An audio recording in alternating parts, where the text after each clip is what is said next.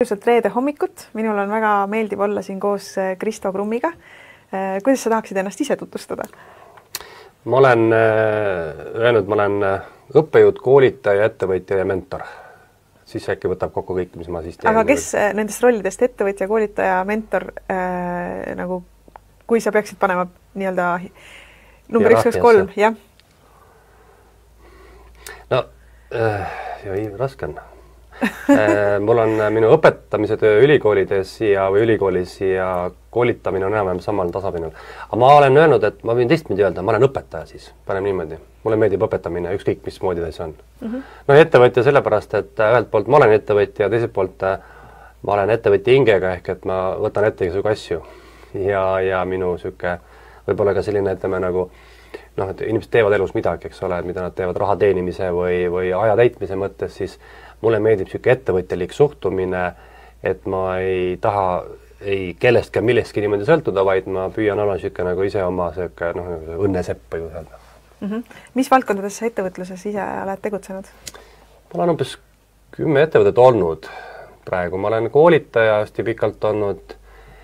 Kui ma olen ajas taga, siis ma olen, nagu ikka siin paljud inimesed, kinnisvaraga tegelenud, koos vanematega kauplust pidanud, saia küpsetanud või leiba. Siis ma olen, mis ma veel teinud olen? Ma olen koos oma isaga 2 hüdroelektrijaama käima pannud.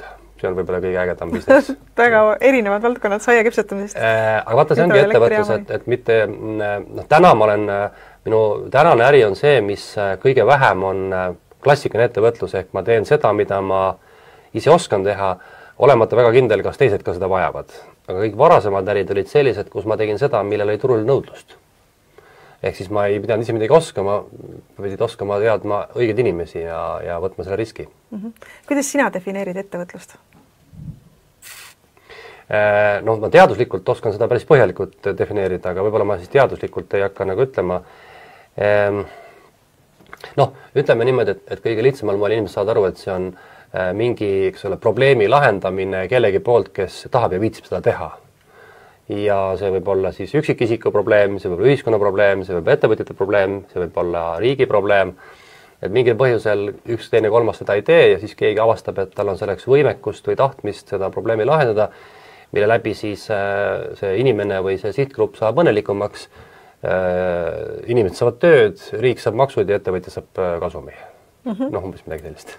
Okei, aga enne kui me lähme nüüd selle teema juurde, et meil tegelikult täna reede hommikul on teemaks siis toote omahinna arvutamine, mida meil siin reede hommikuti tavaliselt need lühikesed õpijaamsud ei jõuagi väga palju teemast käsitleda, aga ikkagi ma küsiksin, mis sa näed, mis on sellised põhilised tüüpilised vead, mida sa näed Eesti ettevõtjate, alustavate ettevõtjate hulgas, et võib-olla mõni siuke viga üles lugeda, mida võiks vältida? Esimene viga on kohe selles, mida ma ise teen praegu, et parvest tuleb ettevõtjaid koolitustele või kuidagi mina satun nende juurde ja siis on see põhiküsimus, et mida sa teed või miks sa seda teed? Ma teen seda sellepärast, ma oskan seda teha.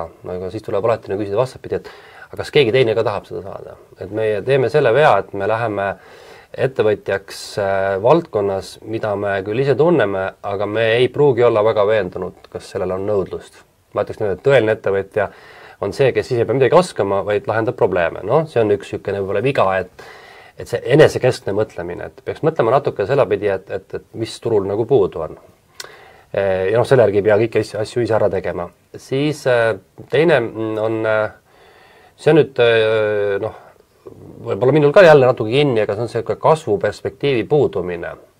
Enamus ettevõtjaid, me räägime täna mikrodest ja väikestest ja alustavatest, on, ja halb on öelda, loodan kedagi solva, aga palgatöötaja mentaliteediga. Ehk see on see, et kui ma küsin, et hakkame eelarvet tegema, et millest me teeme, et paneme siia tulud ja kulud, et millest alustad? Millest sina alustaksid? Ma olen kuulnud, ma ütlen kohe, millest mina alustaksin ka, aga minu jaoks üks hea tuttav alustas OÜ-d, tead kuidas või? Kõigepealt tegi põhikirja. Aha, see on huvitav asi. Põhikirja ja alles siis nagu läks ettevõtlusesse. Aga tänapäeval nüüd ma olen juba, ma arvan, et nii palju vastu näppe saanud, et nüüd ma alustaksin tegelikult müügiga. Jah, tegelikult peaks alustama müügiga. Enamus alustavad kuludest. Ma küsin, miks? Vaata, see on hea ju, et ma ju tean, eks ole, palju ma pean teenima. Kas ma küsingi, et kas su eesmärk on kulusid teha või tulu teenida.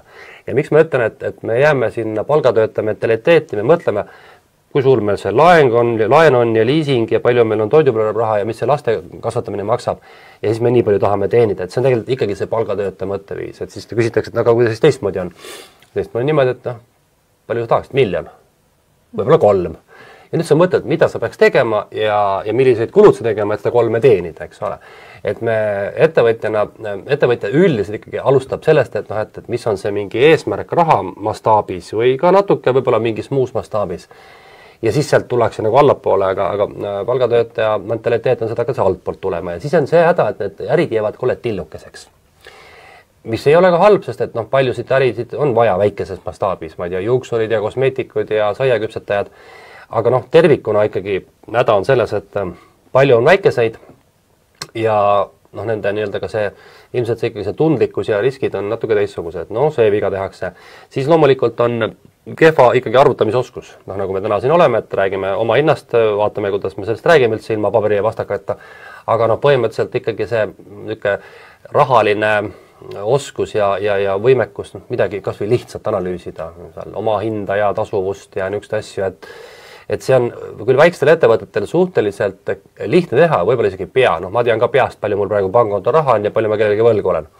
Aga ikkagi mingil hetkel, ma olen näinud, kuidas halva raamatupidamisega on võimalik pankrotti minna näiteks. Ainult raamatupidamisega. Või siis teed, aga millegipärast on kahjum. Siis tulebki välja, et vahepeal on kõik asjad kallimaks läinud, aga sina müüd ikka sama hinnaga ja ei saa aru, kuhu see viga on peitunud. Nii et ühesõnaga, kui see rahaline mõtlemine või siis ütleme, siuke rahatarkus on puudulik. Laiemalt, eks meie kõige häda on see, et me ei oska nagu eksportida. Ei ole kuidagi sellist ambitsiooni. Vahel tuuakse ka välja, et siuke kehva siuke innovatsioonioskus on. Et niisugused vigu ikka on.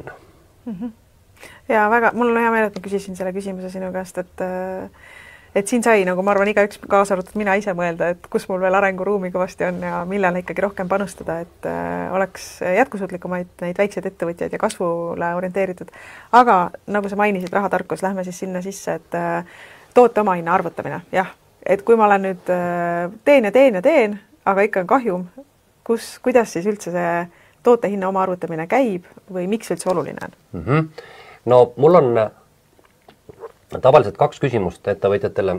Mitte, et ma nüüd kuidagi ülbelt seda küsiks, aga ma panen nad pigem mõtlema, et need on midagi, mida võiks teada ja osata arvutada. Isegi kui võib-olla vaja ei ole, aga teadmine on. Üks on see, et kas sa tead, mis see sinu toodeteenus siis sinu jaoks maksab, ehk see omahind. Ja teine on siis see, et kas sa tead, kui palju sa peaksid müüma oma tooted teenused, et vähemalt kuu lõpuks nulli jääda. Et mitu tükki pead sa tootma. Ja vahest on need numbrid ikkagi väga šokeerivad. Ma võib-olla pärast toon mingi näite ka, mingi hästi šokeeriva näite sellest. Aga mis see omahind on, või mis vigu tehakse, et omahind on kõige lihtsamal kujul on see siis kõik ettevõtte kulud, mis on tehtud mingi kindla hulga toodeteenuste valmistamiseks. Ja nüüd see kõige suurem viga, mis ma olen näinud, on see, et nende kulude sisse küll osatakse pista mõnikord, näiteks sul on siin pluuse, kõik need viimane kui niit ja viimane kui nööp ja trukk. Aga kui ma küsin, et kas sa telefoniarve panid sinna sisse või näiteks ütleme, et sõitsid autoga täna siit sinna, see kütuse kulu või rääkimata oma ajas, siis tavaliselt need jäävad nagu välja. Aga see ei ole juba vale oma hind. Väga huvitav ongi, et on lihtne hinnastada trukki ja niiti, aga nüüd see oma aja arvestamine, kuidas see nüüd siis käib? Seal ongi niimoodi, et mina olen alati õpetan niimoodi, et alustame sellest, et ükskõik kuidas sa tahad, kas sa paned kõik oma kulud kõigepealt ritta ja siis hakkad sealt selekteerima. Või teine variant, et teeme niimoodi, et paneme mõttes 2 kulugruppi. Ühed on siis need samad materjal, eks ole, mis on need niidid, nukid, trukid ja nööbid ja värgid, särgid, mille puhul sa võib-olla isegi üsna täpselt juba tead ja oskad arvutada.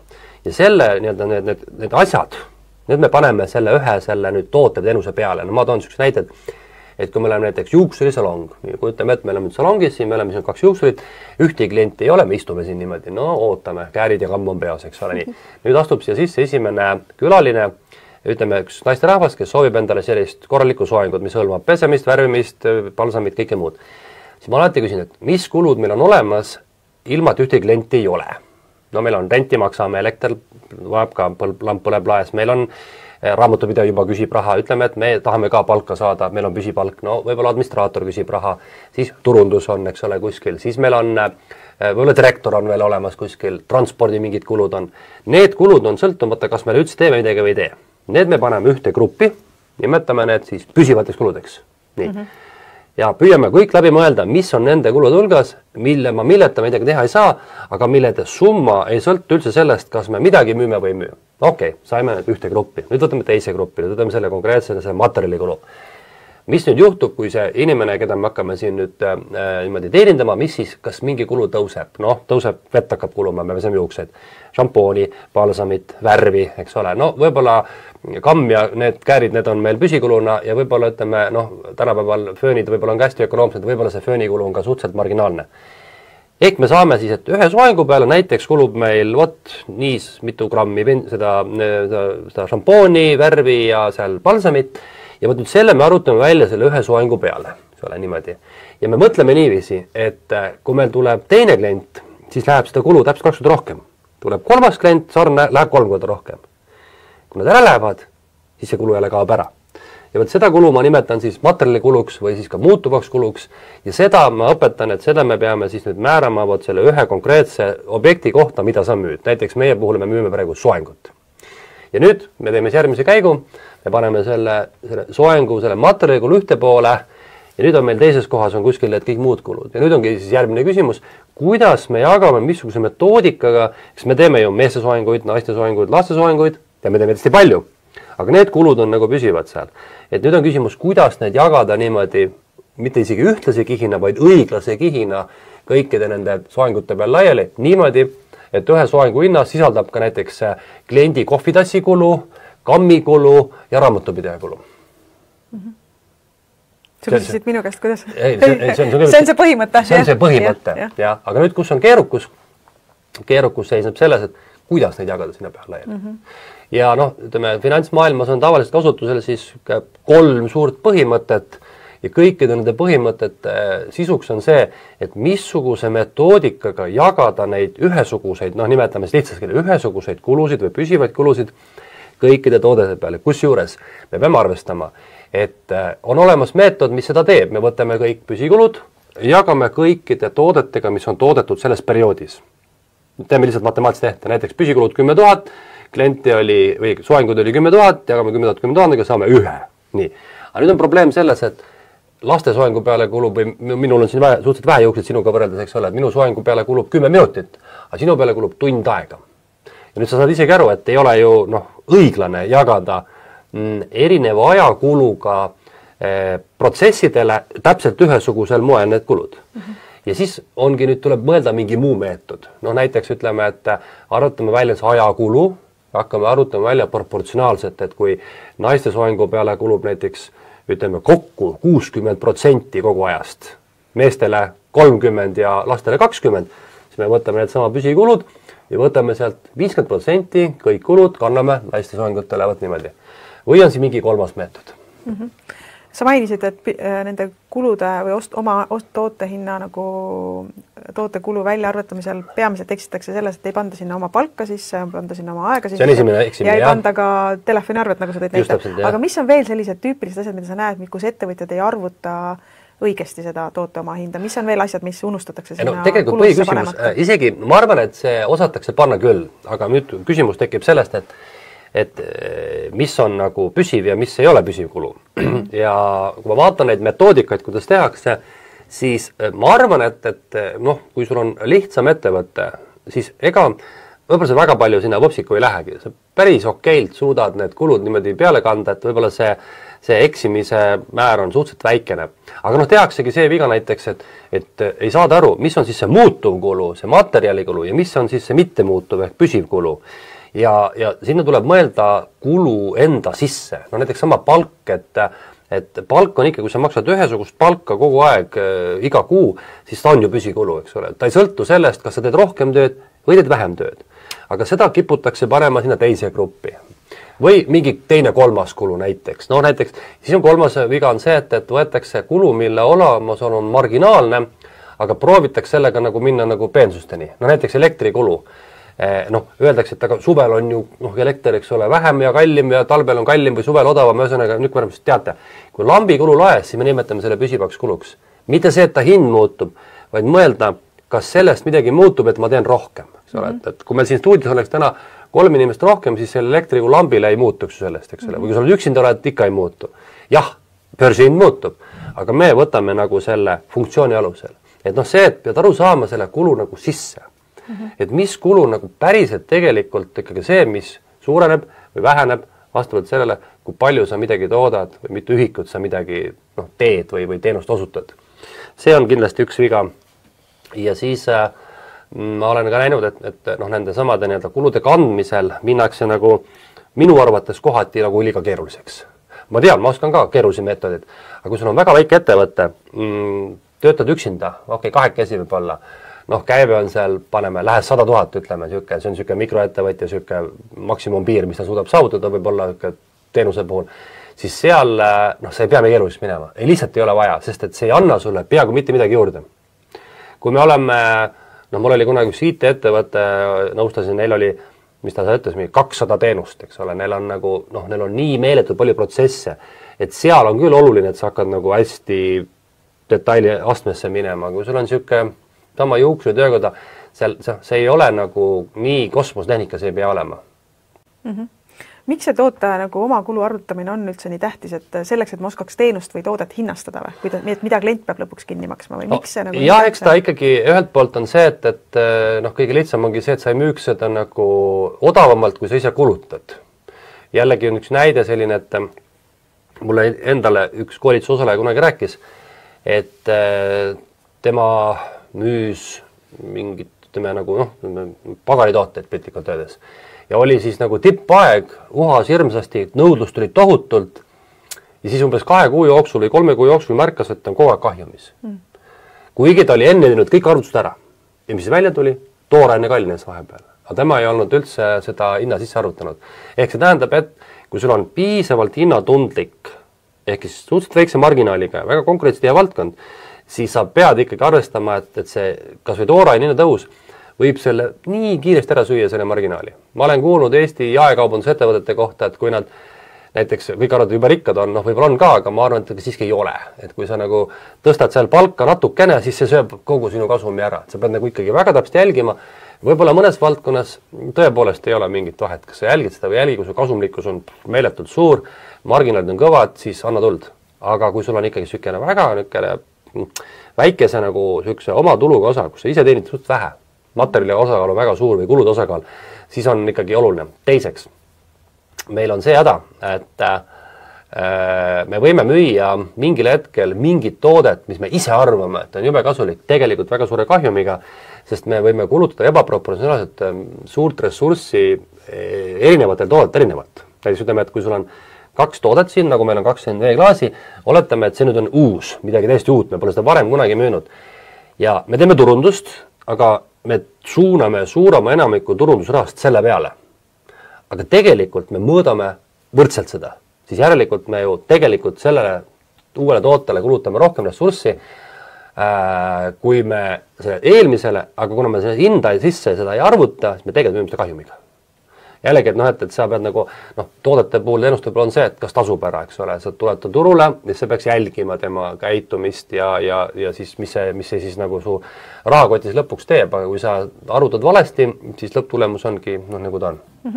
Ettevõtjate, ütleme, alustavate ettevõtjate suurim mure vist on see, et üldse oma käivet prognoosida, on ju, et meil on kõigil see ilus helesinine unistus, aga tegelikult mõni kuu ei tule üldse näiteks müüki või müük läheb alla, et mis rolli mängib sellistes ebastabiilse käibega alustaval ettevõtjal see toote oma hind? Tavaliselt on niimoodi, et alustavatel ettevõttel, kui nad üldse otsa kokku tulevad, siis tähendabki, et see oma hind on selle müügihinnaga suhteliselt võrdne. Ja võib-olla alguses ei peaks selle päev murdsema, sest elujäämine on tähtsam. Tegelikult on alati väga lihtne, kui su maht suureneb, siis eeldatavalt kulud ei suurene samas proportsioonis ja sinu oma hind muutub kogu aeg soodsamaks. Aga see tähendab, et sul nagu tegevus kasvab. Mina ütleks niimoodi, et alustamisel võib-olla, oma hind on tore arvutada, on jumalast õige, aga ei maksaks väga paanitseda, kui need numbrid, mis sa sealt välja näed, ei ole kõige roosilisemad. seal on väga selge korrelatsioon. Kui sa vaatad oma kasumärunet ja kui sul on seal enam-vähem nulli lähedal, siis on ka selge, et sinu oma hinnad ei saa olla väga roosilised. Siis nad on suhteliselt liigi lähedased sellele, mis sa seal turul teenid sellega, eks ole. Üks asi veel, tegelikult kui me räägime mitte isegi oma hinna, me räägime üldse hinnastamisest, see on nagu laiem teema, siis hinnastamisel niimoodi, et oluline on mitte ainult see omahind seal juures, vaid see, kuidas siis see lõpphinne ka kujuneb. Et lõpphinne võib kujuneda näiteks niimoodi, et sa arvutad välja oma hinna, paned sinna mingi protsendi otsa, no ja siis müüd. Aga kui sa üldse ei vaata, mis turul toimub, siis võib olukord olla selline, et sa müüd mingit toodet lihtsalt rajult alla igasuguse turuhinna. Ja kusjuures kliendile sa sellega muljet ei avalda. Sest on teatud tooted-teenust, mille puhul hind ei ole üldse argument, eks ole. Hind on lihtsalt nagu see järgmine standard. Näiteks koolituse puhul on niimoodi, et kui mina teeksin oma koolituse niisuguse nagu omahinna arvutuse, siis ma tegelikult mingite koolituste puhul on avastanud, ma võiksin müüa seda nagu koletult madala hinnaga. Turuhinna kuskil siin. Aga mul ei ole mõtet müüa, sest keegi tule mult ostma, kui ma teen reklaami, et täna on nüüd 3 koolitust 2 hinnaga. No mitte keegi tule ostma, eks ole. Koolitus on midagi sellist, kus sa kõigepealt vaatad vajadust, ja sa hakkad vaatama, mida pakutakse, mis hinnaga. Ehk sa pead nagu mõistma, et sinu hinnastamisel, hinna kujundamisel mängib väga palju rolli hinnatundlikkus, klientide üldine ostukäitumine ja konkurentsiolukord. Ja nüüd ongi niimoodi, et see hinnastamisel, see oma hind on väga kasulik, aga kui sa ei võrdle seda müügihinnaga, siis võibki olla nii, et sa võid olla nagu turult koledal kombel kallim ja ei saa aru, miks ei müü, võid olla koletalt odavam, ei saavuta eelist ja kasumit ka ei teeni. Aga mida siis teha sellistel juhtudel, kui keegi konkurents müübki väga madalalt, sest tema mahud on kõrged ja sina lihtsalt, sinu toote hind isegi ei kata neid müügitulemusi? Siis tuleb küsida endalt selline küsimus, miks peaks keegi üldse ostma seda minu käest? Ja tavaline on siis ikkagi see, et kui sa toote hinda ei suuda muuta, lihtsalt sinu maht on väike, siis sa pead liikuma teistsuguse toodet, teistsuguse sihtgruppi, teistsuguse mingisuguse äriloogika peale. Võtame mingid küpsetised näiteks. Palju maksab keskmine pirukas? No euro. Just. Kui kallist pirukat sa näinud üldse oled Eestis? Äkki mingi 10 euro vist. Nii, kujuta nüüd ette siis. Euro versus 10 eurot. Nüüd selge on ju see, et need, kes ostavad euroseid pirukaid, need 10-seid ei osta. Võib-olla vastupidi on. Need, kes 10 ostavad, võivad osta ka 1-seid, eks ole. Ehk need tegelikult täiesti erinevad sihtgrupile.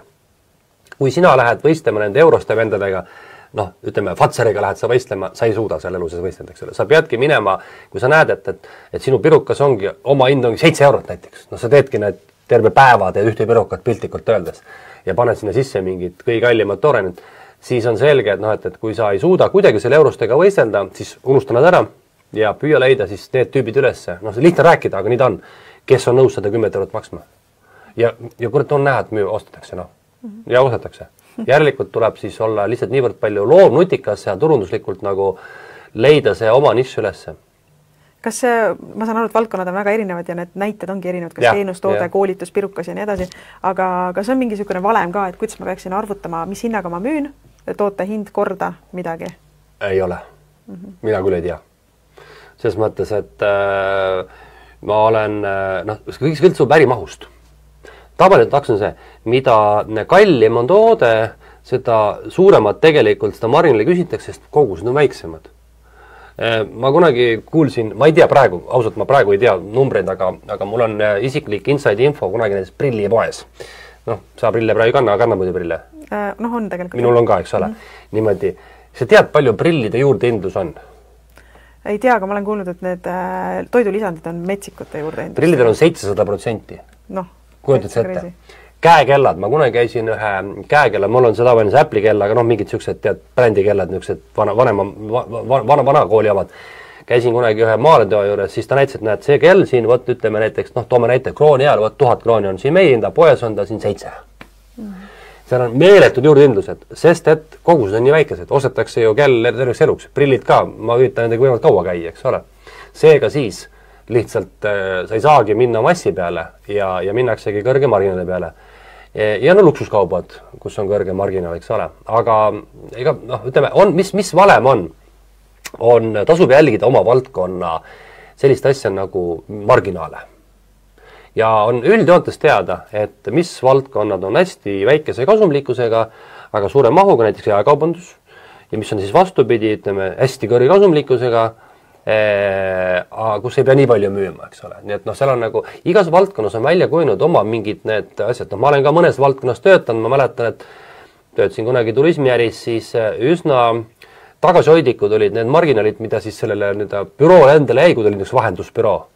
Ja siis müüdigi mahtu lihtsalt. Sa teadsid, et noh, see juurdehindlus saabki olema selles piires, sest et see on see, mida turg veel nõus maksma on või mis on lepingutega sätestatud ja ega sul rohkem ei ole võimalik sinna juurde midagi uhada. Ainult arukordsetel juhtudel. Aga muidugi, alati on see loogika, et nutikam oled siis, kui müüd kallimalt. Odavalt on kõige lihtsam müüa, seal pole mingi kunsti.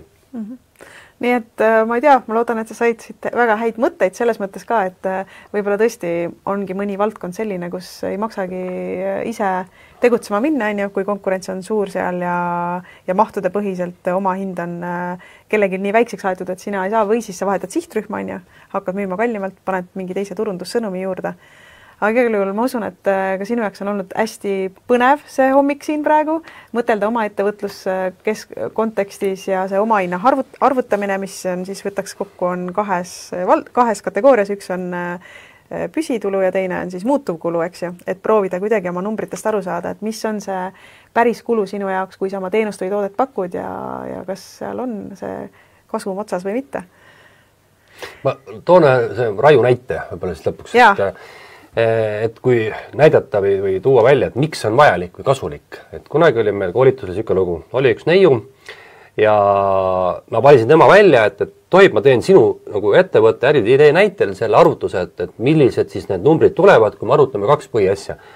Oma hinna ja siis sellise asja nagu kasumi läbi. Kasumi läbi on see, mida tükki sa pead müüma, et nulli jõuda. Tema hakkas valmistama käsitöökaarte, sellised pulmadeks ja siis sünnipäevades kutsekaarte. Noh, me seal leidsime, et 10 kuni võib-olla 15 eurot on tükk hind, see on ikka väga kunstiteos juba lausa. Okei. Ja siis me, oli vaja paar küsimust, et me... Seda leidsite nagu turuhinna järgi või... See oli turuhind, jah, et sellise hinnaga saaks müüa turul. Ja siis me tegime siukse mängu, et mängime mängu, et seal on ka palgad ka sees, et sa maksad ikka vähemalt mingi miinimumpalka endale ja mingid mingid põhikulud tekivad, rentib isegi polnud. Materjalgi nii igas. Ja siis ma küsin, et 15 eurot on tükk, väga hea, et kui palju sa jõuad neid kuus teha? Et küsime sellist asja, et mitu tükki sa peaksid siis nagu tegema, et olla nullis. Ja teine küsimus, et kui sa jõuad nii palju teha, et mis peab olema siis selle ühe kaardi oma hind selle mahu juures. No ta ütles selle numbri, ma ei mäleta, palju ta siis tegi, me tegime arvutused, et selleks, et ta nulli jõuaks selle hinnaga, mis turul müüdi, oleks ta pidanud valmistama ja ära müüma 700 kaarti iga kuu. Siis et silmad eks suures mõttes, loomulikult näed, et see ei ole ikka reaalne, et tuleme nüüd tagasi teistpidi, et kui sa jõuad teha nii palju kaarte, nagu sa jõuad, et mis siis oleks sellisel oma hind, ühe kaardi oma hind tuli 200 eurot. Et see on näide sellest, et see äri sellisel moel oli juba mõeldudki nagu hukule, ütleme niimoodi. Ehk siis need numbrid näitasid, et sellest ei saa kunagi tasuvat äri, sest et lihtsalt proportsioonid on väikest enam. Võib-olla hobina lihtsalt kellelegi teha, et seal teed mõned kaarid tuttavatele, aga sellest suurt äri teha oligi juba lootusetu. See lihtsalt ei ole jätkusuutlik.